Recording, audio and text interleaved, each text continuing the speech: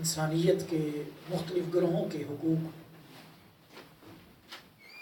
شروع کیے ہوئے ہیں، جس میں اب تک والدین کے حقوق اولاد پر کیا ہیں ان کو ہم نے ایک جمعۃ المبارک کے خطبہ میں بیان کیا، اور گزشتہ جمعۃ المبارک کے خطبہ میں اولاد کے والدین پر کیا حقوق ہیں اس پہ ہم نے بات کی تھی، اور آج کے اس جمعۃ المبارک کے خطبہ میں اسی موضوع کو آگے بڑھاتے ہوئے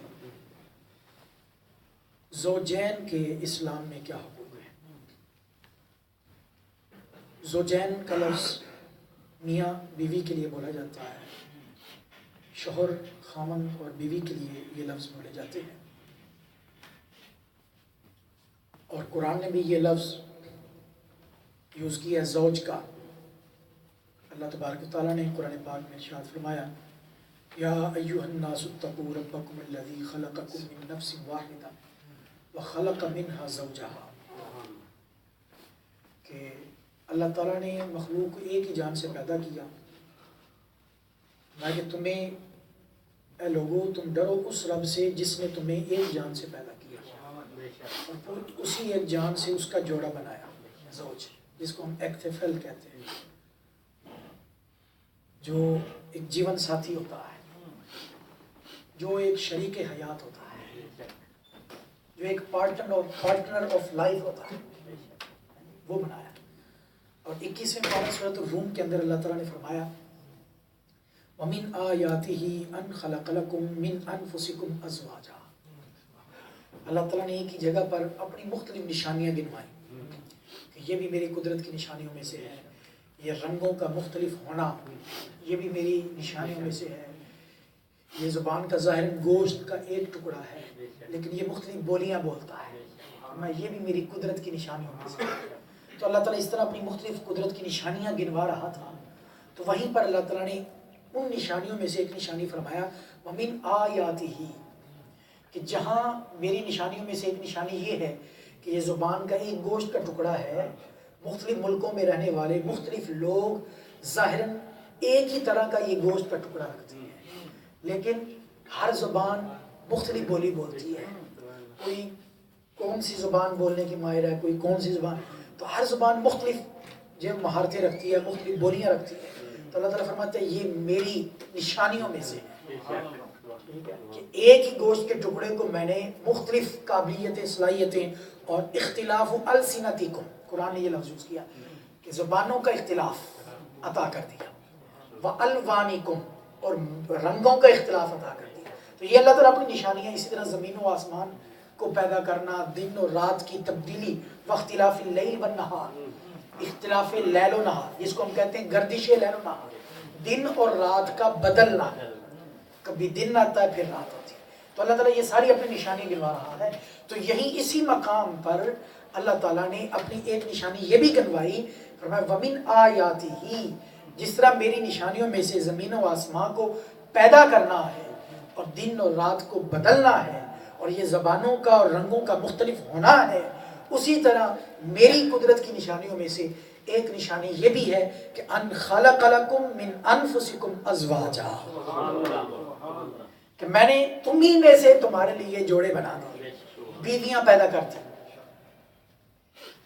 اب یہاں ایک ایک لفظ پہ قرآن کا یہ جملہ، قرآن کے جملے یہ رب کے جملے ہیں، قرآن اللہ کا کلام ہے، قرآن اللہ کا کلام، اور اللہ کے کلام کے ایک ایک لفظ میں ایک ایک بے بہا موتی ہے اور حکمت کے چشمے پھوٹ رہے ہیں۔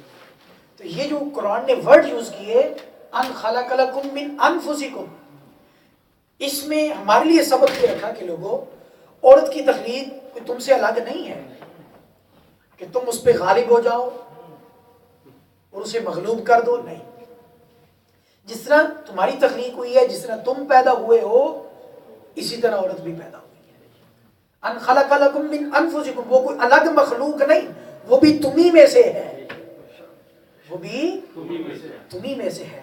تو جس طرح تم اپنی ذات کے لیے حقوق پسند کرتے ہو، اسی طرح جو تم چاہتے ہو کہ میرے ساتھ یہ رویہ کیا جائے، یہ معاملہ کیا جائے، اسی طرح عورتیں بھی وہ بھی یہ حق رکھتی ہیں کہ ان کے ساتھ اچھا برتاؤ کیا جائے. تو ان خلق لکم من انفسکم کا جملہ ذکر کر کے اللہ تعالیٰ نے حقوق میں مساوات کی طرف اشارہ کیا. اور یہی کنسپٹ اللہ تعالیٰ نے دوسرے مقام پر سورہ بقرہ میں بڑے واضح لفظوں میں فرما دیا میں وَلَهُنَّ مِثْلُ الَّذِي عَلَيْهِنَّ بِالْمَعْرُوفِ کہ جس طرح عورتوں پر مردوں کے حقوق ہیں، جس طرح عورتوں پر مردوں کے حقوق ہیں اسی طرح مردوں پر عورتوں کے بھی حقوق ہیں. عام طور پر ہمارے ہاں جو ایک کنسپٹ پھیلا ہوا ہے کہ ہر کام عورت نہیں کر رہے ہیں، عورت کے سر پر ساری ذمہ داری ڈالی ہے. ٹھیک ہے، قرآن نے یہ نہیں، قرآن نے کہا وَلَهُنَّ مِثْلُ الَّذِي عَلَيْهِنَّ بِالْمَعْرُوفِ. جس طرح مردوں کے حقوق بیان کیے گئے نا عورتوں پر، کہ عورتوں پر کیا کیا ذمہ داریاں ہیں مردوں کے حوالے سے، اسی طرح فرمایا قرآن کہتا ہے وَلَهُنَّ مِثْلُ الَّذِي عَلَيْهِنَّ بِالْمَعْرُوفِ. اسی طرح عورتیں بھی اپنا حق رکھتی ہیں مردوں پر اسی طرح وَلَهُنَّ مِثْلُ الَّذِي عَلَيْهِنَّ.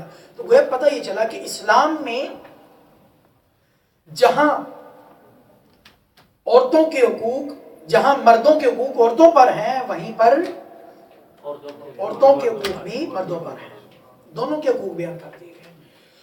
اور آج ہمارے گھروں میں ناچاکی، نا اتفاقی، نفرت اور بے سکونی یہ کیوں ہے؟ اس کی وجہ کیا ہے؟ وجہ دونوں میں سے کوئی ایک ہے اور کوئی نہیں. وجہ دونوں میں سے کوئی ایک ہے کہ دونوں میں سے ایک جب دوسرے کے حق ادا نہیں کرتا تو گھر میں بے اتفاقی سی اور ناچاکی کا ماحول پیدا ہو جاتا ہے، نفرت کا ماحول پیدا ہو جاتا ہے، لڑائی جھگڑے کا ماحول پیدا ہو جاتا ہے اور بے سکونی کا ماحول پیدا ہو جاتا ہے. تو یہ سب اسی وقت ہوتا ہے جب دونوں میں سے ایک دوسرے کے حق کو ادا نہیں کرتا. تو اسلام نے جو عورت پر ذمہ داریاں ڈالی ہیں، عورت اگر ان کو ادا کرے، اور مرد پر جو ذمہ داری ڈالی ہیں مرد ان کو ادا کرے، تو گھر جنت کا گہوارہ بن جاتا ہے. کیوں؟ اس لیے کہ یہ دونوں کا آپس میں رشتہ ہے میاں اور بیوی کا. قرآن نے اس رشتے کو کیا نام دیا ہے؟ قرآن نے، اب اگر قرآن سے رہنمائی لینا چاہیں کہ قرآن کے نزدیک، قرآن ہماری رہنمائی فرماتا ہے کہ قرآن میں اس رشتے کو کیا نام دیا گیا؟ یہ رشتہ کیا ہے؟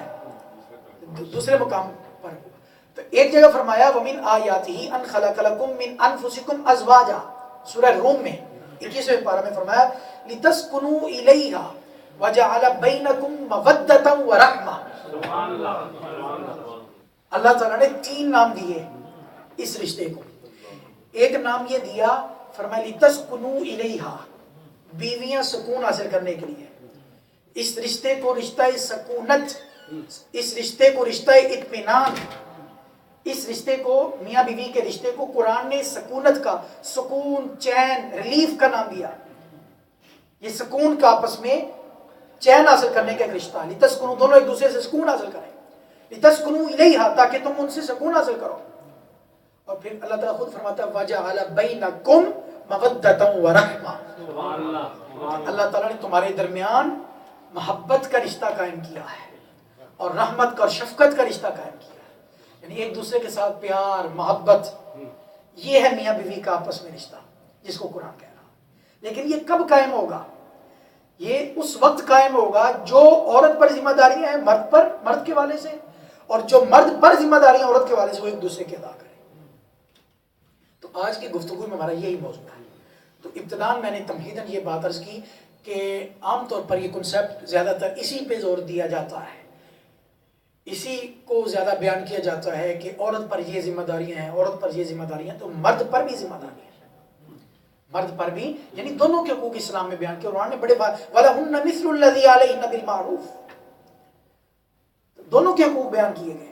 اب آئیے ذرا میں دونوں کے حقوق، یہ سارا پورا ڈیٹیل سے موضوع ایک جمعے کے خطبے میں بیان نہیں ہو سکتا، لیکن کچھ مرد کی ذمہ داریاں اور کچھ عورت کی ذمہ داریاں عرض کرتا ہوں تاکہ اس قرآنی رہنمائی کی روشنی میں ہم سب ایک دوسرے کی اصلاح کر سکیں. اللہ تبارک و تعالیٰ نے فرمایا الرجال قوامون علی النساء، مرد کو ایک درجہ فضیلت دی گئی، ولی الرجال علیہن درجہ. اللہ تعالیٰ فرماتے ہیں مردوں کے لیے عورتوں پر ایک درجہ فضیلت ہے، لیکن وہ فضیلت دونس جمانے کی نہیں ہے. ٹھیک ہے، وہ فضیلت روب جمانے کی نہیں ہے، روب ڈالنے کی نہیں ہے. وہ فضیلت کون سی ہے اور وہ فضیلت کیوں دی اللہ تعالیٰ نے وہ درجہ؟ کیونکہ اس لیے اللہ تعالیٰ خود فرماتا ہے بما فضل اللہ بعضهم علی بعض. اللہ تعالیٰ فرماتا ہے پہلے نمبر پہ تو سوال کرنے کی ضرورت نہیں ہے، اللہ نے خود یہ فضیلت دے دی ہے. اللہ جس کو چاہے فضیلت دے دے، جس پر چاہے، جس کو چاہے جس پر چاہے فضیلت دے دے. بما فضل اللہ بعضهم علی بعض. پہلے تو اللہ نے اس ایک جملے میں سارے سوالوں کے جواب دے دیے کہ یہ رب کی مرضی ہے، اس نے اپنی حکمت کے پیش نظر مرد کو ایک درجہ فضیلت دی ہے. اور پھر دوسری وجہ بیان کی وہ بما انفقوا من اموالہم. فرمایا اس لیے کہ مرد گھر کا سربراہ ہوتا ہے اور گھر کے اور بیرونی تمام امور کو وہ منتظم کرتا ہے، انتظام کرتا ہے، چلاتا ہے. وہ گھریلو نظام کو چلانے والا ہے. گھریلو نظام کو اس کے بغیر عورت نہیں چل سکتی، عورت مرد کے بغیر. ٹھیک ہے، عورت محتاج ہے گھریلو نظام کے چلنے میں مرد کی. اس لیے فرمایا مرد ایک درجہ فضیلت رکھتا ہے، اور وہ فضیلت اس اعتبار سے ہے کہ وہ گھر کا منتظم ہے، گھر کو چلانے والا ہے، گھر کو چلانے والا ہے. اس کے بعد فرمایا فالصالحات قانتات حافظات للغیب بما حفظ اللہ. پہلے میں اس ٹاپک کو عرض کرتا ہوں کہ عورتوں کی کیا ذمہ داریاں ہیں. تو اللہ تعالیٰ نے قرآن پاک کے اندر عورتوں کی 3 خوبیاں بیان فرمائی، جو کہ ایک اچھی بیوی میں 3 خوبیاں ہونی چاہیے. فرمایا فالصالحات، پھر دوسری خوبی بیان فرمائی قانتات، پھر تیسری خوبی بیان فرمائی حافظات، حافظات للغیب بما حفظ اللہ. اور اچھی جو عورت یہ 3 خوبیاں رکھے گی اپنے اندر، اس کے بارے میں سرکار دو عالم نور مجسم شفیع معظم صلی اللہ علیہ وآلہ وسلم ارشاد فرماتے ہیں الدنیا متاع وخیر متاعها المرأة الصالحہ. فرمایا دنیا ایک سامان ہے، دنیا ایک، اور اگر آپ یہ بات کرو کہ اس کا بہترین سامان کون سا ہے، اس کی بہترین متاع، دنیا کی بہترین متاع کون سی ہے، تو آقا علیہ الصلوۃ والسلام نے فرمایا وخیر متاعها المرأة الصالحہ. دنیا کی بہترین متاع جو ہے وہ نیک بیوی ہے.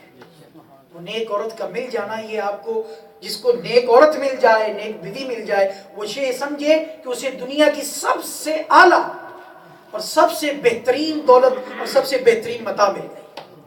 آقا علیہ الصلوۃ والسلام نے فرمایا دنیا ایک متاع ہے، دنیا ایک متاع. وخیر متاعها المرأة الصالحہ.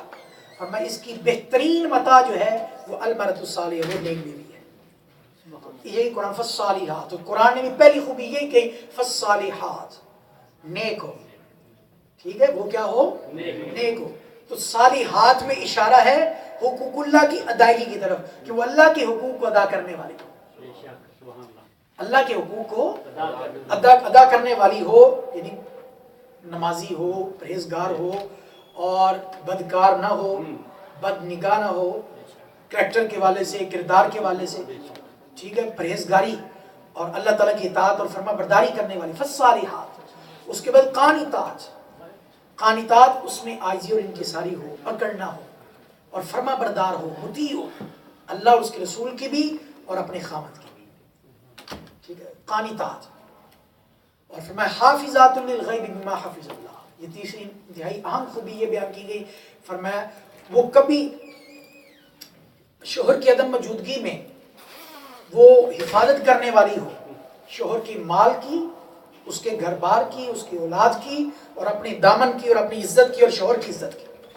یہ ساری چیزیں حافظات للغیب میں آ جاتی ہیں. اپنی اور شوہر کی عزت کی محافظ ہو، شوہر کے مال و دولت کی محافظ ہو، شوہر کے مال کو برباد کرنے والی نہ ہو.